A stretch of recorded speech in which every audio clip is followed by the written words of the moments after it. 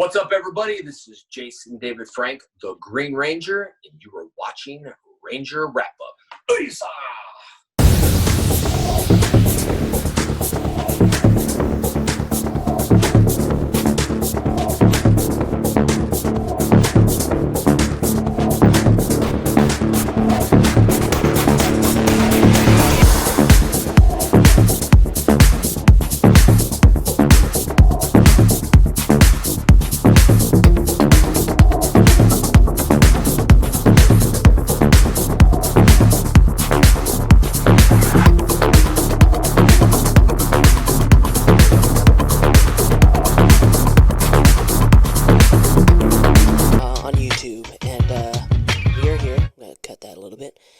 I'm Jezzer, of course, and we are here to bring you a different episode, a different Power Ranger wrap-up.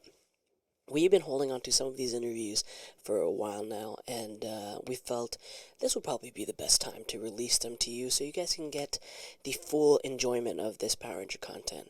So we are not here this week, but we are out there getting you more Power Ranger content, more Power Ranger interviews, more Power Ranger events. So just sit back and relax, and it's gonna be a good show. But first off, we're gonna start off with Josh Perry with his quick lightning video. Hello Power Rangers Lightning Collection fans, I'm Josh Perry from the Illuminerdi, and today I'm here to give you a quick little lightning story. So this past week for the Lightning Collection, we actually saw a pretty good amount of updates start to happen from both China and the UK in relation to new figures releasing. But we also got to see new figures released in the US as well, which is perfect timing for all of the different Christmas and Black Friday sales going on right now. Hopefully you'll be able to pick some Lightning Collection figures for a Power Rangers fan that you know, or even for yourself. First of all, going over to China, we had a number of releases happen over there this week. The beginning of the week saw the Astronema and Ecliptor 2-pack that we've known about for a very long time that is still currently scheduled for an April release in 2022 in the US, has actually been found there from the same store that got A-Squad Pink and In Space Silver so early on in October. That store was back at it again just yesterday, as they have also been the first place in the world to get first two of the TMNT 2-packs, specifically the Leonardo and Donatello 2-pack and the Raphael and Foot Soldier Tommy 2-pack. So those are looking fantastic. I know the TMNT ones are highly anticipated Lightning Collection releases, and China now has all three of those 2-packs, so hopefully we start to see other countries getting them sooner rather than later. Which it seems like we actually will be, because Hasbro Pulse UK has sent out a number of emails telling its users that they are getting ready to ship items earlier than expected. Specifically, these following items. Ninja Blue and Ninja Black, which are Target exclusives here in the United States, are scheduled to release from Pulse sometime around mid-December, anywhere between now and mid-December from Hasbro Pulse UK, as well as the second of the TMNT 2-packs, the one of the three that we have not seen in China yet, the Michelangelo and April O'Neil Pink Ranger one, and iGuy. So if you are a Hasbro Pulse user in the UK, looks like you're going to have a lot of figures on the way there. And that's not it for the UK, as they have finally gotten a place where they can order the disguised Andros figure, In Space Silver for a second chance, and the retail version of Pudgy Pig. As those all went up for not just a pre-order, but actually we have them on numerous different UK retailers yesterday. So fans in the UK are really about to get a lot of Lightning Collection stuff. This is probably the best they've ever been treated since the line has started. They have a lot going on. But then coming over to the United States, we have some figures that dropped this week as well. Pudgy Pig, which we had already started to see pop up in a couple of different areas and places last couple of weeks or so. But now it has started to ship out from Amazon. It has been spotted at numerous different Targets with full cases and everything like that.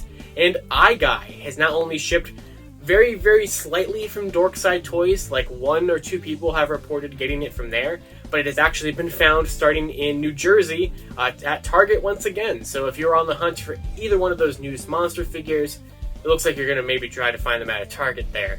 And then finally, Hasbro Pulse, since it is the weekend of Black Friday and Cyber Monday, is having some sales for different promo codes for 10% off if you're a regular user and 15% off if you're a Hasbro Pulse Premium user. on a couple of Lightning Collection items. It's mainly just Wave 8 and Wave 9, but that is available through the end of Monday if you want to pick up some of the more recent figures from the line if you did not get them through this past year. But that's all we really have to discuss this week. Of course, if you'd like to check out any of these news stories in more detail, you can check out the full episode of Lightning Storm, available right now on the Toku Topics YouTube channel. You can check out my articles over at the Illuminerdi, and you can follow me on Twitter at LivingRangerKey or at LightningFigPR. This has been a little quickie, Lightning Storm.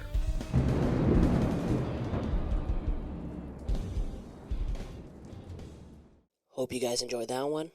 Next up, Joe is going to be interviewing the creators of your favorite toys, the Lightning Collection.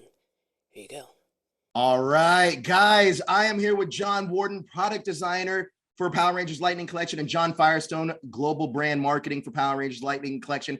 Guys, there were so many announcements you guys made at Hasbro PulseCon, and I was stoked about all of them. But let's start at the top. At Hasbro PulseCon, you gave the reveal for the Dino Fury Red Ranger to be included in the next wave of Lightning Collections. He looks absolutely amazing, especially his Zato civilian head, which is the likeness of Russell Curry. I was wondering at any point in the development process, was including his antennas that we occasionally see ever considered for the figure? Well, it's interesting. We get this question a lot, actually. It's people really love those antennas. And when we were first getting reference from the New Zealand team, we didn't actually know he was going to have antennas until like and it's kind of the organic nature of working. Yeah. So it was interesting to us too, because we were like, wow, I guess this gives us another reason to do Zato here. That's what's really cool about working about like a live entertainment content piece like this.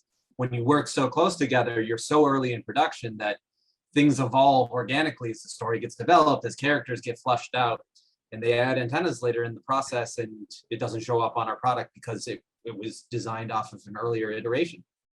It was really cool to see Russell's reaction about this thing too, though, because it's one thing to design a Legacy Ranger, but like when Loretta was working on this character, I mean, we were able to get really great head turnarounds from the entire cast there, and like it's happening in real time. And I mean, and he's still a teen with attitude, and it's very exciting to be able to see that genuine reaction out of him when he saw his figure.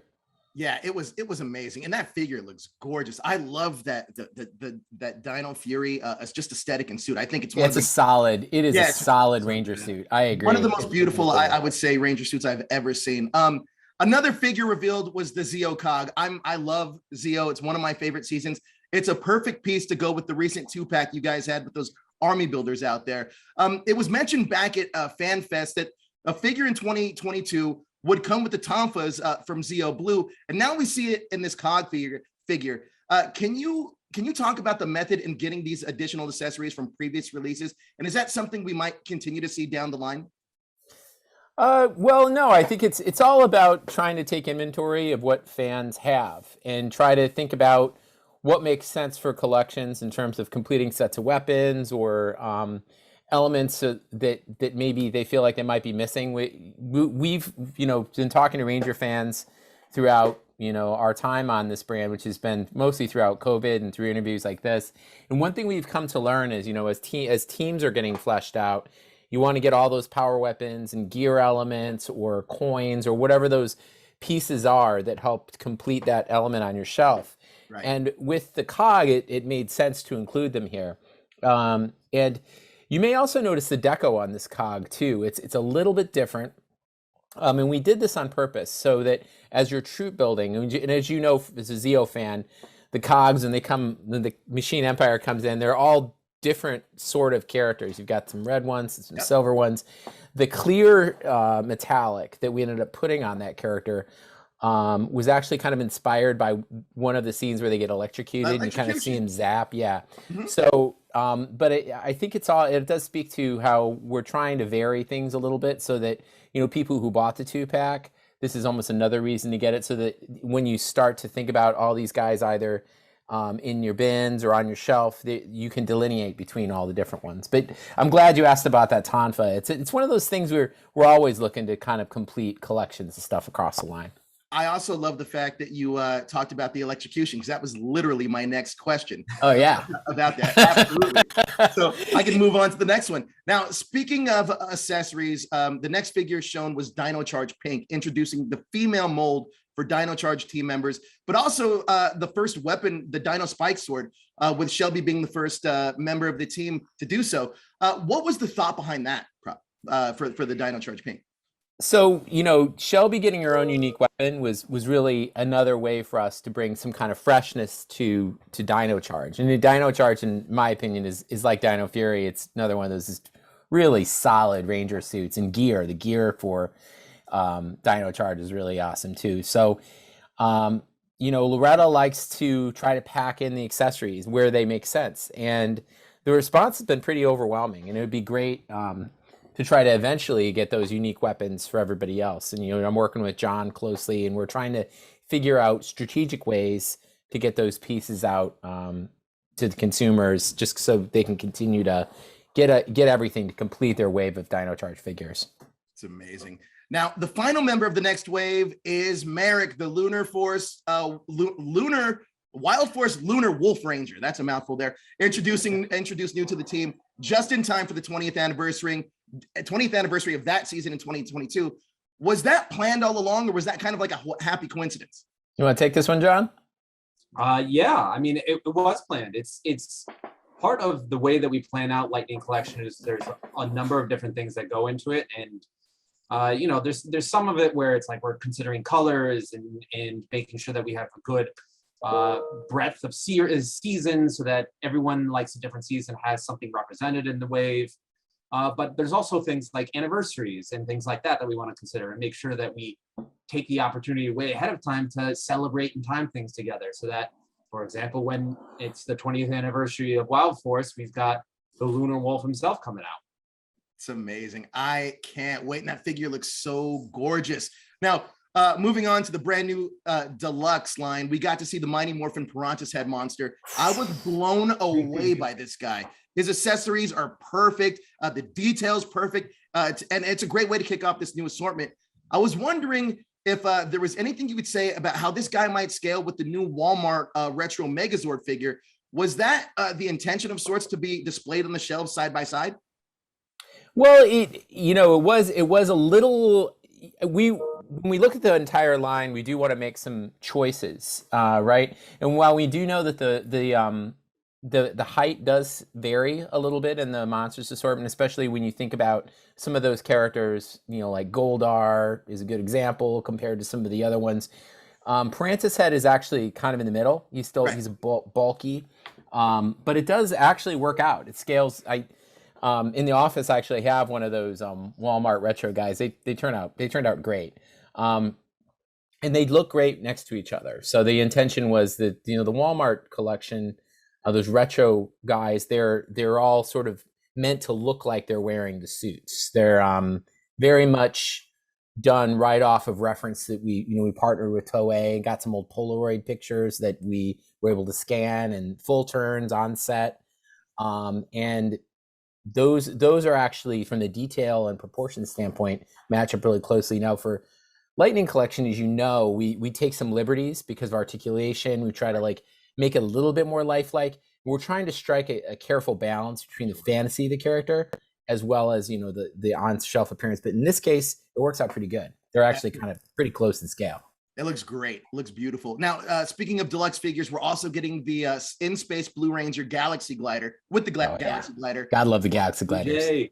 What an awesome release. And TJ is one of my favorite characters. But I got to ask, why TJ over anyone else? Well, I think it's for a couple of reasons. When you look at the lineup, TJ was in a 2-pack, and a couple other characters had multiple releases around the same time. Andros had a caped version, and so it just worked out well from us from an in-space lineup standpoint. We knew that he's the leader of Turbo. It made sense to put him in this pack. Sure. In the blue at retail looked good. There's all sorts of other reasons as well, just to try to celebrate this pack in TJ. But I tell you, that glider, it's something else. You know, there's lots of little, when you get your hands on it, it feels solid. You know, I know a lot of fans have been making like protos of it and things like that, but this one, it feels substantial. There's a lot of clear elements to it. There's a port on the bottom that will work with, you know, existing stands that you might have so you want to make it look like they're doing the flying through space thing. And there's actually some foot pegs so you can get them to kind of strike poses, which is a lot of fun. Yeah, it turned out great. So cool. Now, looking at the Lord Zed helmet, this is the first helmet you guys have done that's not for a Ranger. Besides him appearing in Dino Fury, what was the decision to branch out with Lord Zed, starting with Lord Zed? You can take this one, John. Oh, thank you. I mean, him appearing in Dino Fury was a big impetus here. We knew that it was coming, working with the studio and the writers. We knew that it was going to be a big thing, Zed coming back. So we really wanted to help celebrate that at the same time. Plus the fact that it was timed around Halloween. It's a fantastic helmet item for a Halloween timing. So everything together just really made it seem like this was Zed's moment. Right. It was kind of... a lot of these decisions too, like John and Joe and I and Loretta will just be like, why haven't we made a Zed helmet yet? Like like other companies haven't made a helmet. Like it's he's arguably one of the most iconic pop culture villains of all time, not just the 90s. And it turned out great. It's a huge helmet. It's physically big. It's well balanced. So you've got a battery pack in the back that offsets the weight of the speaker here. And then when you wear it, you've got the voice changer. We, you know, from a company standpoint, we've learned a lot about the chrome on there, which is really, really cool. And so it's quite a spectacular helmet. Spongy brain is my favorite part. We had some meetings where we're like, the brain, it's just not spongy enough. You gotta get that. Honestly, that helmet is so cool. As soon as I saw Brandon Davis wearing and he took it off, I was like, oh my God, is this a... And then it was like, oh, it's for sale. I was like, wait, what? Yeah. Incredible. I was blown away. Such a shock. And like what John said, it's one of the coolest parts about working on this is being a fan of something. You get to help guide where the product gets made, and you get to think about like, what do I want? And so when we were discussing and we were talking about a Lord Zed helmet, it was kind of shocking that it wasn't out there because we all wanted one. Honestly, how cool is it that if you're having friends over, yes, right? Like, guys, I'll be right back. You come back, you're wearing Lord Zed's helmet. Instantly coolest guy at the party. Seriously, I was just so happy. I thought it was just going to be like a display thing, but no, it's fully wearable. And I was like, oh yeah. Well, it's funny too. We had another side discussion. It's like, do you call it a helmet or do you call it a head? Right. Because it's really his head. But we know people collect helmets, so it's like, yeah, it's great. It's a conundrum.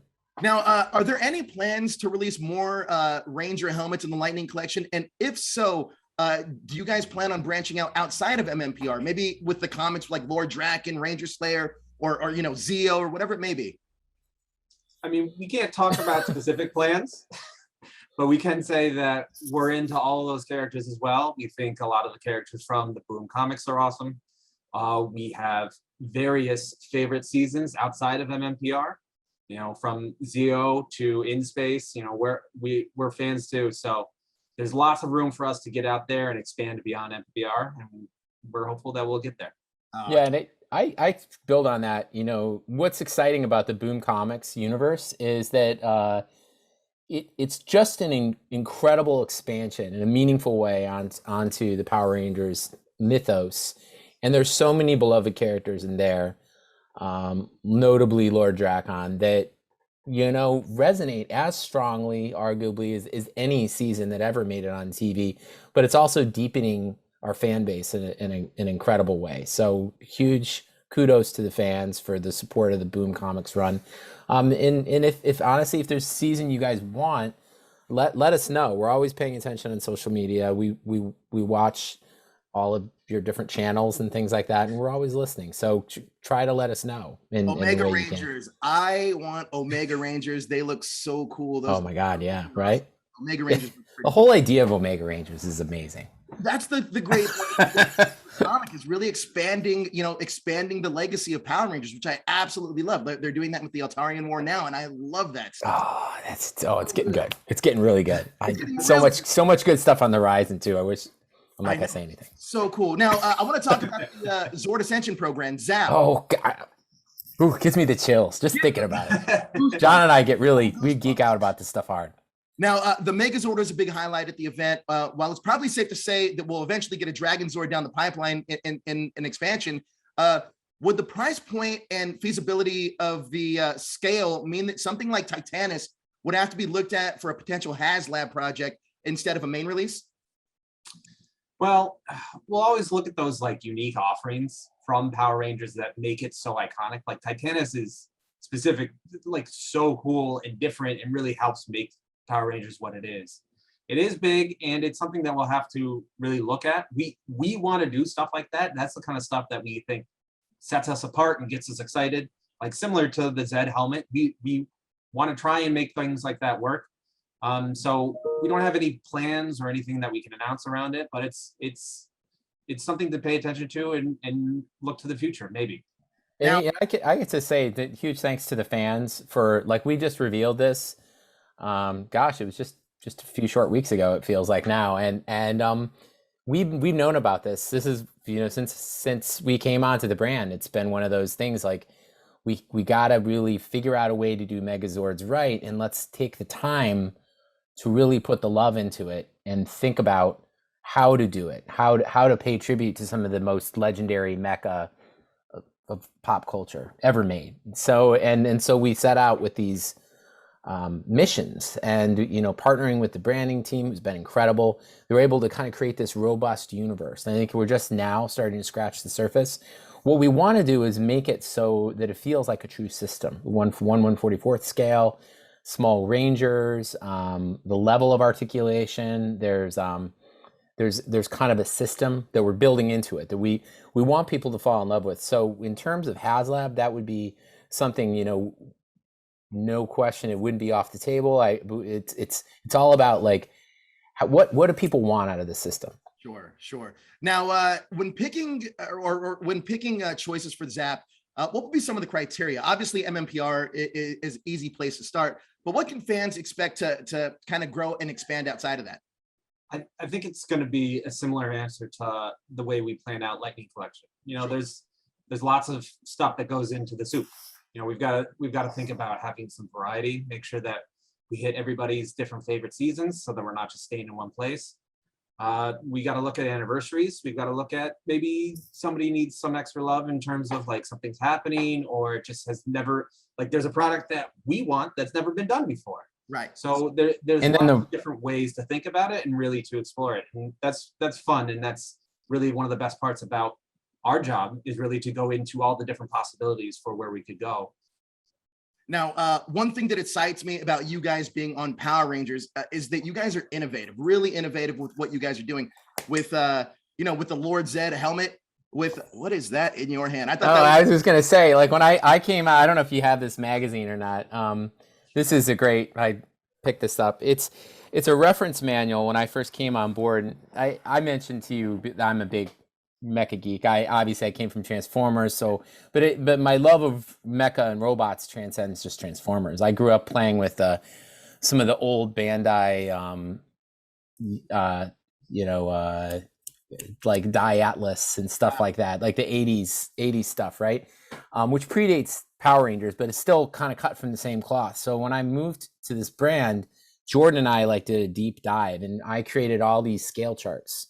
Took weeks. It was great because we're all in COVID, right? We're sort of like in our own little bubble. I'm here in my greenhouse, and I was creating all of these scale charts and riffing off Jordan, who's younger than me. He grew up in space. Sure. And so we're trying to look at the scale. So when you go through all of these legendary mecha, and there are so many, even some seasons have, which maybe the Ranger outfits look a certain way, and then you've got the mecha look. Some of the best seasons don't have the best mecha, and then some of the best mecha are not in the best season. So it's like when you look at the totality of everything, like everything John said, he's 100% right. Like it's like there's feeling and different season love, but there's also like robot mecha love, and some of the robots and the mecha that appear, and the Megazords that appear throughout the rich 30-year history, it's like nothing's off the table. Some things are harder to do. You think about the 1/144th scale, we're kind of putting our foot down. So guys like Parametis, who I have with Parametis off camera right now, but it's like that would be huge. It'd be dope, but it'd be huge. So we have to like think about what makes sense, and also what best pays tribute to the universe of Megazords. And when we think about this as a curated collection, like make your voices known. This is one of those things too. We want to organically grow with the fans, but we have the ability of coming out on the ground floor. This is a numbered collection, ZAP 01, and sky's the limit. So it's like, imagine being able to start at the very beginning of Lightning Collection, but we're always listening. So let us know what you think. If I get a HasLab Serpent Terra, I will be happy. Right? That would be, how amazing would that be, right? But that'd be big. I did want to follow up on something you had just said, because you do come from the world of Transformers. Talk to me about the specific challenges that Power Rangers and Zords kind of provided you. What challenges did you face that maybe you didn't expect? Well, it's whenever you work with something that is morphing from one mode to the other, you have to deal with the volumes in both of those modes, parts counts, articulation. John knows this thing from being able to really keep it a good value for the consumer, but also drive that premium feel, like a curated premium feel, from the packaging to the experience of unboxing it to the Megazords themselves. You want to, as a fan, you want to pack as much as you can into it. But as you start to think about the limitations of morphing, a lot of those articulation points do add limitations that then will eventually drive things to be bigger. And when we looked at the source material of some of the original concept art and some of the genesis of some of these ideas, that even, we're looking at the concept art that then, the props guy made the suit that the guy would wear, and then the toy guys would make their own toys. So there's but when you go back to that source material, you want to try to pay tribute to that as much as possible, and thinking about the deco and all of that. But doing a morphing thing, we had some practice coming out of Transformers, but we had to really harness a lot of that institutional knowledge, because it's working with different vendors and with our partners in Hong Kong and China.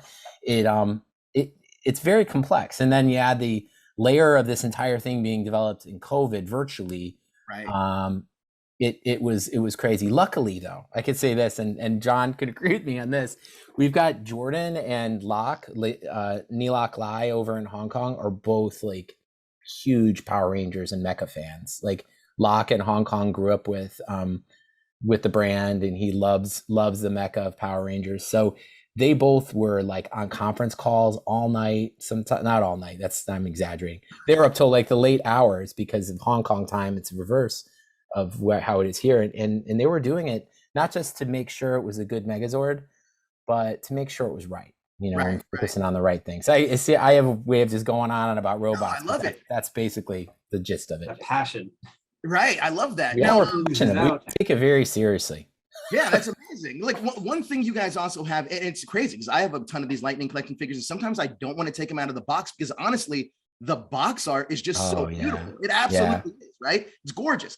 But one thing that you guys have done a really good job at is giving any fans the versatility to display your figures, whether it be through the boxes or with the vehicles, or just alone, standing the figures alone.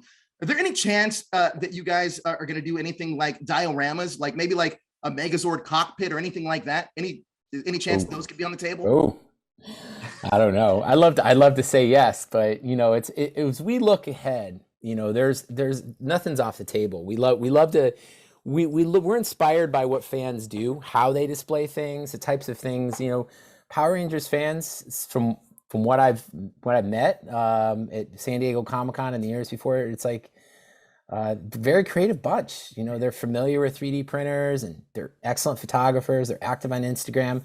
We want to give them the tools to share, you know, because I think it only makes our brand stronger when we're all one fan universe like that. 1,000%. And the last question I had for you guys is that every time I would go to a convention and check out the Hasbro booth, this is going to be a small thing, but you guys have the coolest Lightning Collection figure stands, because you can stand the figure, but it has almost like a peg for the helmet too. Do you think that any of these stands are going to become public or available to the public? Because I even bought the Hasbro stands that you guys sell on the site now, but specifically for the Lightning Collection, it feels like there could be a different stand that you guys could provide. But is there any chance that we could get a different stand? I love that idea of having a little place for the helmet. That is some of those some of the ones at San Diego Comic-Con, they're custom made by our model services department to the best display it, because you don't want to just hot glue the head on the side of the thing, because then it doesn't look great. Right. So by putting an acrylic stem in there, I think it makes sense. But when you think about people who have a lot of helmets, that's a big thing coming out of this brand I learned, is people love their helmets and their morphers, and as much as they love their figures and things like that. And so being able to pay homage to some of that in a clean way that looks really tight on your display shelf, I think that makes sense. I can't make any promises because we're looking into the future, but we're feedback like watching. This. Yeah, we're like Santa Claus. We're always listening. Yo, I'm gonna say, if you guys come back out, if you guys have those communicators coming out, I'm gonna lose it, because I didn't catch them. I got them the first time around, but I something about those MMPR communicators, I just love them. So yeah, something so analog and wonderful about them, right? Yeah, exactly. It's to my childhood. But look, you guys are amazing. Thank you so much for what you do, and thank you so much for this Lightning Collection, because as a longtime fan, this is exactly what I've always wanted: be able to collect all these different iterations and eras of Power Rangers, from the television show to the comics. I absolutely love it, and you guys are killing it. So thank you so much. Thanks, man. Thank you. Appreciate you being a fan, and thanks for having us on and asking us questions. It's always good to talk to people. Look, anytime. You guys are brilliant. I love what you guys do. Thank you so much. You bet, man. Have a good afternoon. You too. Take care, guys. Bye. See ya. Take care. Thank you guys so much for your time. I really appreciate it. Oh, thanks. Same to you. Wow. Hope you guys enjoyed that. Now we're going to be giving you a little unboxing video. This is a box that we got from Hasbro, so it has a bunch of different, Hasbro properties, but of course, there's something in there from Power Rangers that you're going to want to see, so enjoy this. Hello, welcome to Illuminerdi, and we have an unboxing for you. This box was sent to us by Hasbro. It is a nice big box, and I really enjoy it. But I bet the question you have on your mind is, what's in the box? What's in the box? Well, today we will find out what's in the box. Alright, look at that. It says Hasbro PulseCon 2021. Look at that. That's pretty cool. Alright. This. Oh my gosh. First in the box, it looks like we have a promo card, and it tells you exactly all the information, everything in the box. But I'm not going to read that because you're going to see it. It'll be good for me. Alright. Let's start off with this. Oh, look at that. An Avengers Endgame duo set. It has Iron Man Mark and Thanos. This is right before he snaps. Does he have the gauntlet? Oh, there is a gauntlet. That's pretty cool. So first thing in the box is this Avengers Endgame duo set with Thanos and Iron Man Mark LXXXV. Pretty cool, huh? Look at that. Right before Iron Man dies. Very iconic scene. Very cool. Let me put this down.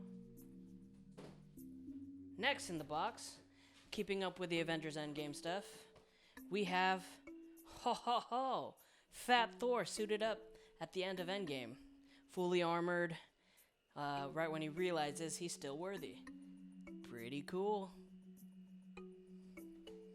That is really cool, actually. Changing it up a little bit, we have Trevor from the new Ghostbusters film. Has this Finn Wolfhard. Look at that. And if you see in the box, I don't know if this is kind of a spoiler. Should I show this? We have the original cast suited up also. That's pretty cool. Yeah. See Bill Murray right there, Dan Aykroyd. Pretty cool. I think that's pretty much a spoiler, right? I mean, we haven't seen the film, but it looks like the OGs are coming back. And for all you youngins, we have a Fortnite Meow Skull Shadow. Ah, that's pretty cool. I don't play Fortnite, but look at that. He even comes with a bench press, so you know that he's got muscles to do those Fortnite dances, you know? It's pretty cool. Keeping up with the Fortnite theme, we also have, wow, Sky and Ollie. This is really cool. These characters look really cool. That's awesome. What fell down in there? What fell down? Oh, there's like moving pieces in there. I'll just hide that. Yeah, look at that. I bet you all you Fortnite people get super excited about that stuff. Alright, next up, we got a Needler, a Nerf Needler from Halo. So all you Halo fans, I know that's your favorite gun because I used to get killed by a bunch of you with that stupid gun. So I hate that gun. But that is a pretty cool Nerf little accessory. It's pretty small and handheld. Probably can't hold it because its hand's too big, but cool. Next up, ooh, wow, this is really cool. So this is a Star Wars Black Series from The Mandalorian. It's Trapper Wolf, but this guy looks super familiar. He's a veteran of the rebellion against the Empire. But do you guys know who that is? That's Sam Locke. No, I'm kidding. That's Dave Filoni. Isn't that cool? Gets his own figure. That's really awesome. Alright. Next up, I'll move that. Ooh, from the G.I. Joe Classified series. Oh, that's a really, really cool. On the box, has like a really cool little spinny thing. But let's see who we got. It's taped. So I guess gotta. And then the other tape got back in. All right. It looks like we got the Master of Disguise, Zartan. So a bunch of heads right there. Oh, I guess it did show it at the beginning. I think that's why the spinny heads, because Zartan changed. Yeah, that's pretty cool. Zartan. Cobra Commander approves. Next up. Ooh, this is pretty cool. This is Star Wars The Return of the Jedi. This is the Emperor's Throne Room. I wonder if it has all the figures in here. I'm assuming. This is made by Kenner. Ah, I opened it up the wrong way. Look at that. It's pretty cool. Emperor Palpatine. He's got his throne. There's no Darth Vader or Luke Skywalker. If you open it up, he's just watching, enjoying the fight between father and son, because he's a masochist and he's just evil like that. That's pretty cool. Let's see. Ugh. The packaging is really cool. Kind of want this set up for this room. All right. Next up, from the Transformers. Oh, that's really cool. This is Covert Agent Ravage. I think the last time we saw this guy was in Beast Wars. You know, that is really cool. This is from the War of Cybertron.